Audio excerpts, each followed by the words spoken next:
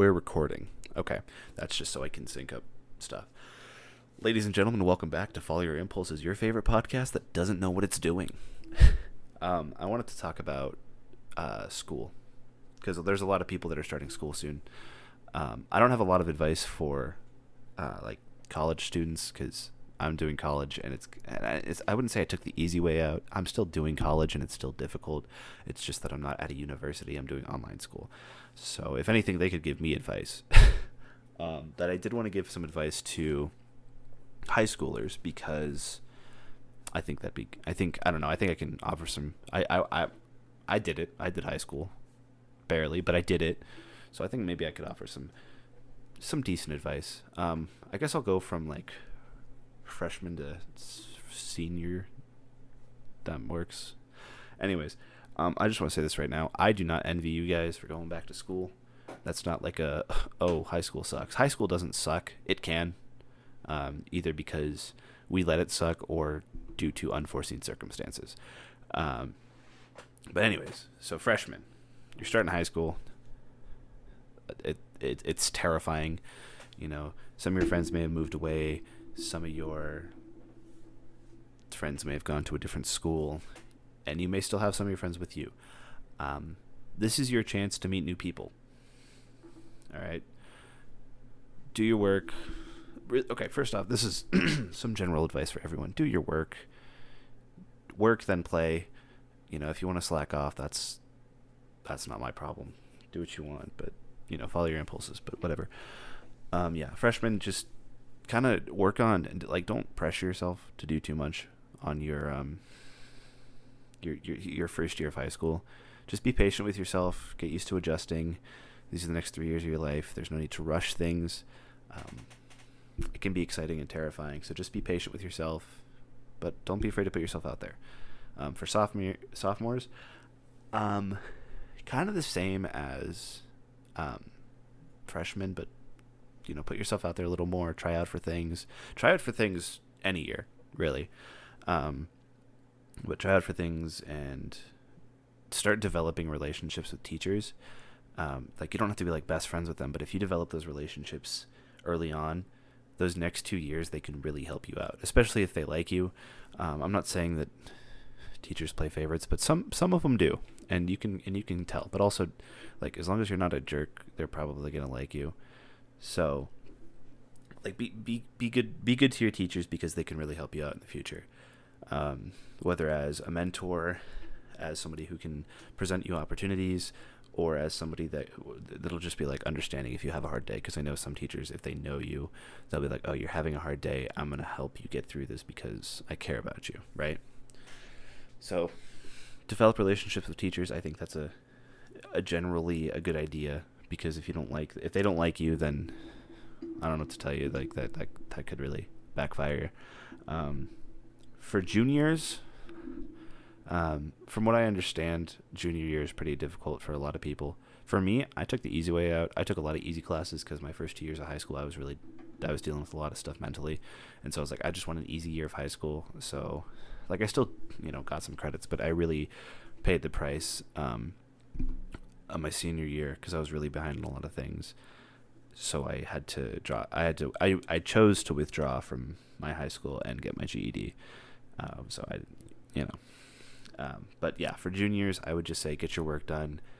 But also don't, again, like, a lot of high school is just being patient with yourself and letting yourself grow and let things happen. I would say for high schoolers, for juniors, start experimenting with what you want to do. Start looking at colleges, study for the ACT. The ACT, I can't say anything because I didn't take it. But because, okay, so here's my story about the ACT, and I'm proud of this, but also, like, some people might not be like too super like, oh, this is genius. I think it's genius because it worked out for me.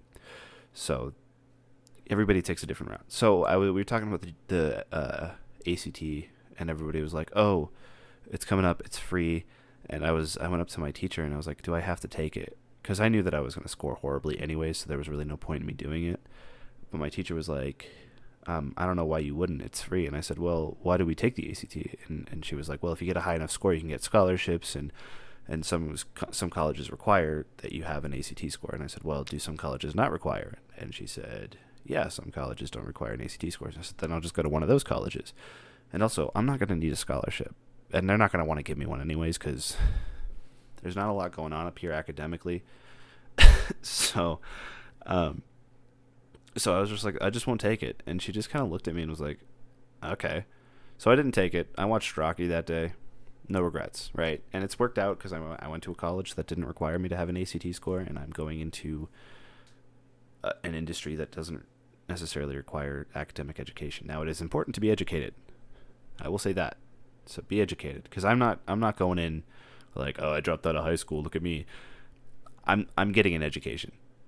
That is out of the question. Like, get an education any way that you can. Does it have to be through college? No, but you should still get an education because it is smart. So get an education. And I would say that for everyone. Like, start doing research on what things that you want to do.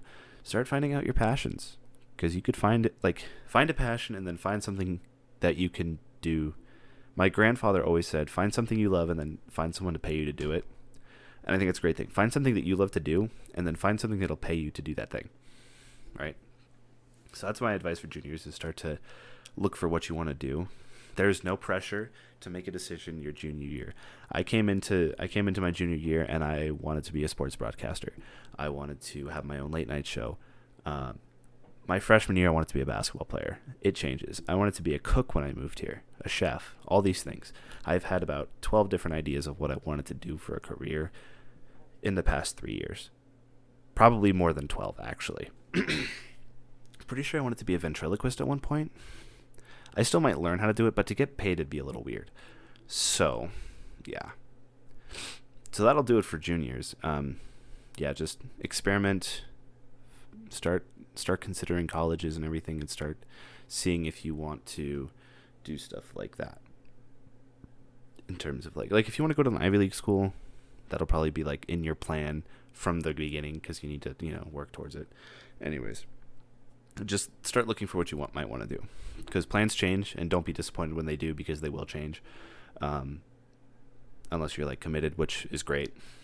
Anyways, I'm rambling on about juniors too long. Seniors, put yourself out there. Make friends. Talk to everyone. Be nice to everyone. Have fun. Okay? This is your last year of high school. You're almost an adult. You have more freedoms. Be smart. Otherwise, I'll kick your butt. All right? But just live life. Okay? Just live. All right? It's your last year of high school. It's the last year in a while that you'll have these freedoms as kids, because in a couple months you're gonna have to do adult stuff. So live this year and the summer to the fullest. Go on trips, go to dances, be social, make friends. They don't have to be lifelong friends. You can still do that. I've made lifelong friends at high school, but don't be afraid to live, and just really just put yourself out there. Try new things, to do things that you wouldn't normally do. Like, when you're a freshman and you look at all the older kids and you think, wow, I want to be that person. Be that person that your freshman year you would have been like, I want to be them. Make younger you proud. Just have a ball, live life to the fullest, be kind, take it easy on the new kids that, you were once a freshman, but just live life. If I hadn't taken a chance, I had done theater before I went to high school, but I kind of reignited that passion when I did it, and I wouldn't have a podcast. Now, granted, it's not a very big podcast, not at all, but I still enjoy doing it, right? And I don't think that would have been possible if I hadn't tried a new thing. If I hadn't gone and done theater or taken a chance on myself and said, hey, I can do this. Now, to be fair, I can't do it very well right now. I'm not consistent. I don't have a following. But what is success really? I think it's happiness, and I'm happy doing what I'm doing right now. So, I'm successful, right? Don't be afraid to put yourself out there, try new things. So, and now for people that are just trying to figure out what they're doing, what they want to do. I said a couple of months ago that I was going to start a new series called The Journey or whatever, and it was going to be me preparing for a mission. Um, and then a couple months later, I haven't. Well, first off, I don't think I've really posted. I think I've posted two. But those like I said, plans change. I have decided not to serve a mission. That doesn't mean that I'm going inactive from the church. I know that's what you're all worried about. It just didn't seem like it was in the cards for me. I still want to proselyte and serve in a way that I believe I can. I don't think serving a 2-year mission is for me. Like, I don't think serving a mainstream mission, I guess you could say, like one where you're called and set apart, that's not my thing. My serving, my calling is somewhere else. As long as I'm proud with what I'm doing, I don't think I'm making the wrong decision. I'm following my impulses, and as a result of me following my impulses, I am not trying to stray away from who I am. And who I am is just a man that wants to pursue his dreams and in turn helping others realize their dreams. Cool.